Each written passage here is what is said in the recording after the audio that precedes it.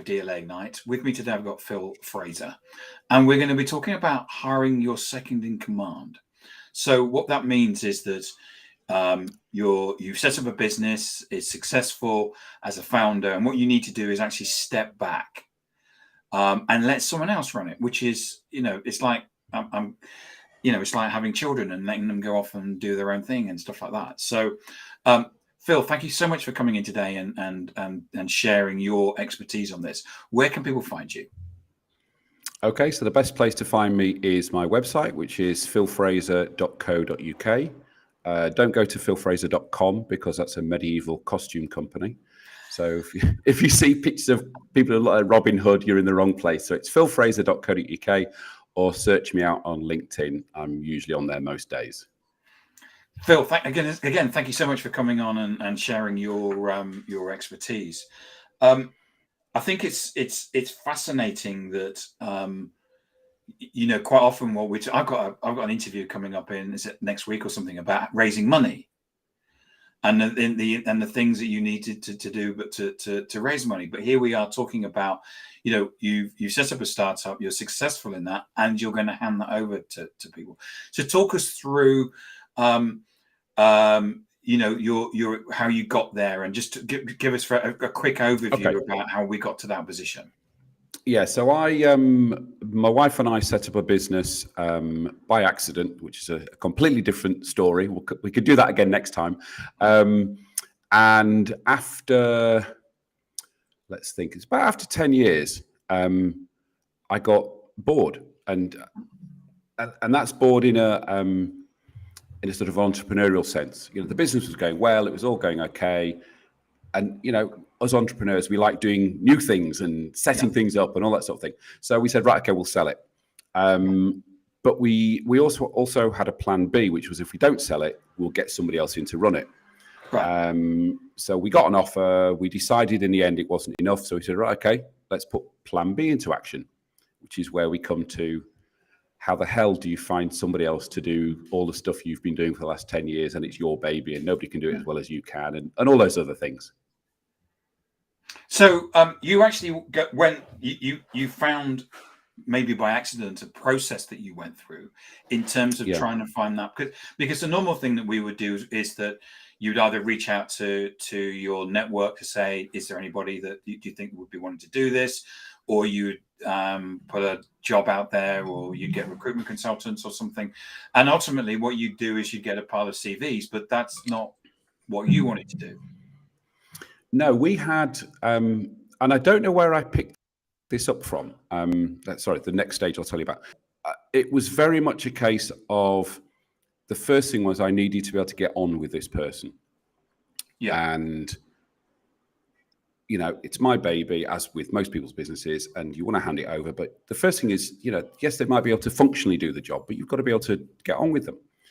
And somebody suggested to me, I can't remember where it came from. Somebody suggested to me, take your applicants out for a coffee, because then the first thing you're finding out is, can I get on with this person? Yeah. And that's what I did. So we went to a recruitment consultant, and actually, sorry, I'm a step ahead. The first thing you need to do is to determine what the role of the person is, because you've been doing everything. You go, okay, this guy's going to come in. Is he going to do everything? Is he? Oh, sorry, oh, girl, apologies. Is he going to do everything I do? And if so, what am I going to do? Or is usually the case, he's going to do some of the things I'm going to do. So I've got to determine what I'm going to do. And this has led me to something I talk to clients about and I write about quite a lot, is when you do this, the first thing that drops out is you have to write yourself a job description. Right. As CEO, MD, owner, whatever you want to call yourself. Because everybody else in the organization has got a job description. So, you know what they're doing, what their targets are, all that sort of thing. So you've sliced yourself in two and you're getting this new person in, but you're keeping some of the stuff. So it makes you think, okay, what's my job? Yeah. And what's his or her job? And only then can you determine, okay, we'll go out to the recruitment consultants and start the process. So going back to where I was. So what we did was we spoke to recruitment consultants and said, here's the job spec. And a lot of part of the job spec was person and personality, not just can you do this, can you do that. And I said, okay, I want to take everybody out for coffee first before they come in for an interview. And the weirdest thing happened was that everybody who came, they all came through a recruitment consultant, and they all came and met me for coffee. No CVs, none of that sort of stuff. It was just, neutral ground in, Starbucks or somewhere, or a hotel. And everybody was really, really honest and open. And I saw the real person, not the interview person. And you found out so much more about the person than the usual, all right, talk me through your CV. What have you done? Where did you go? What have you learned? That sort of thing. So that was the first stage of our process, the second stage. The first was determining what they're going to do. The second stage was, okay, what's this person like?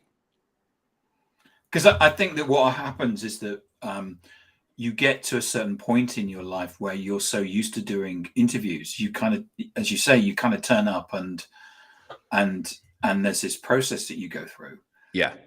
And of course, I get loads of people telling me about how much they want to work for my business, and it's like everybody says it to the point where you become completely immune to when people say, oh, yeah, this is my calling, and you go like everybody says this.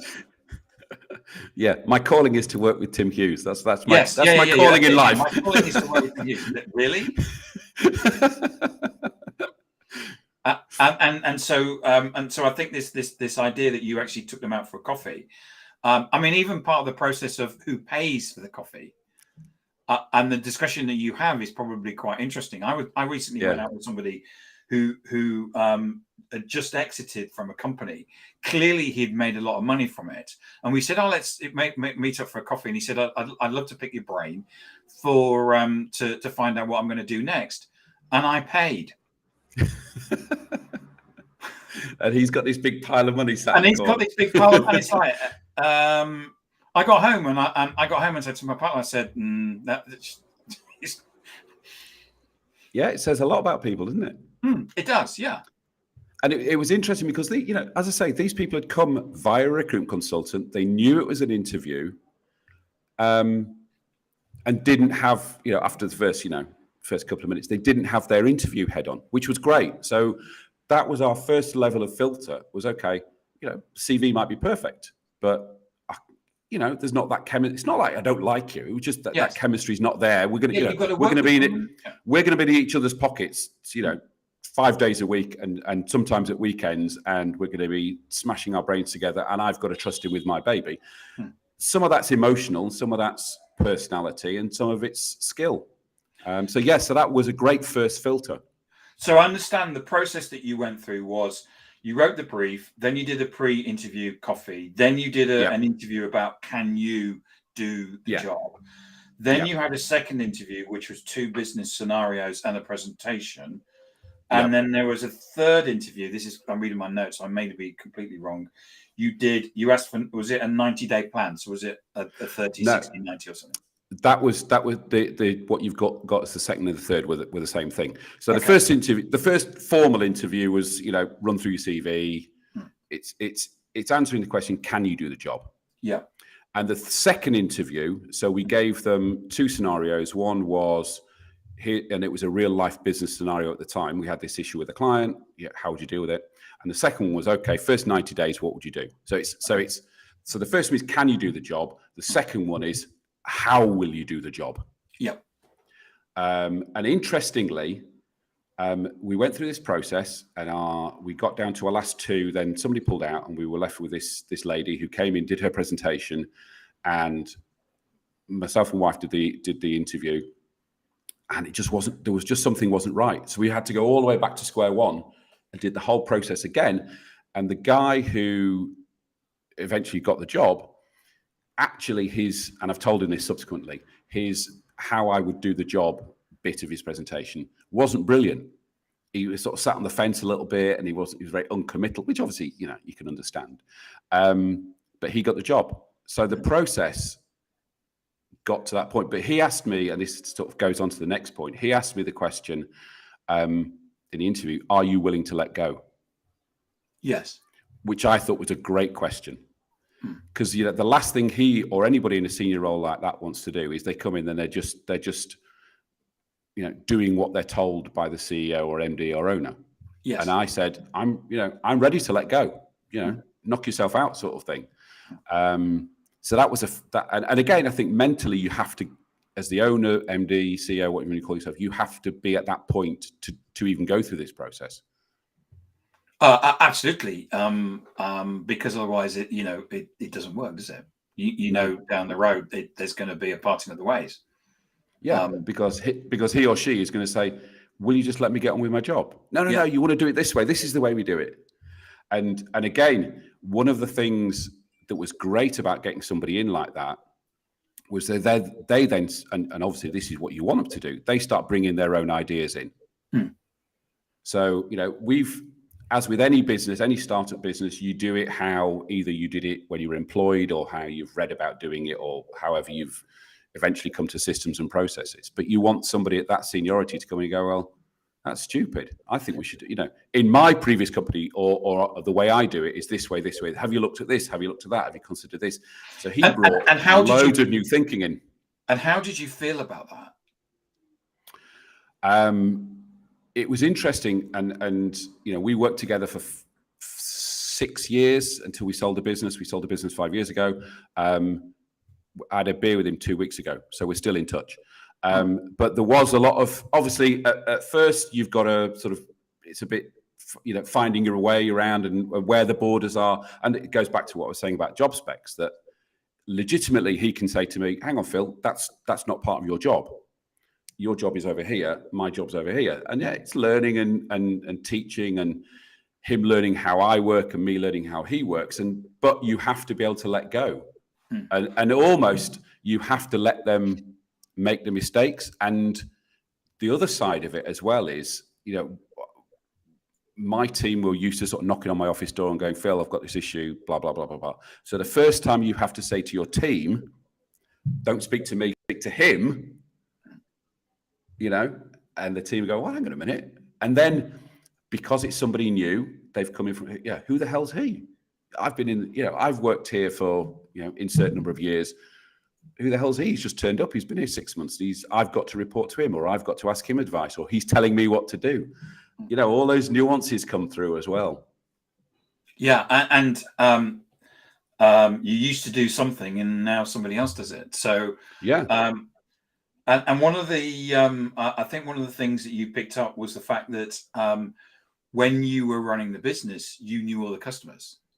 And then you realized one day you didn't know all the customers.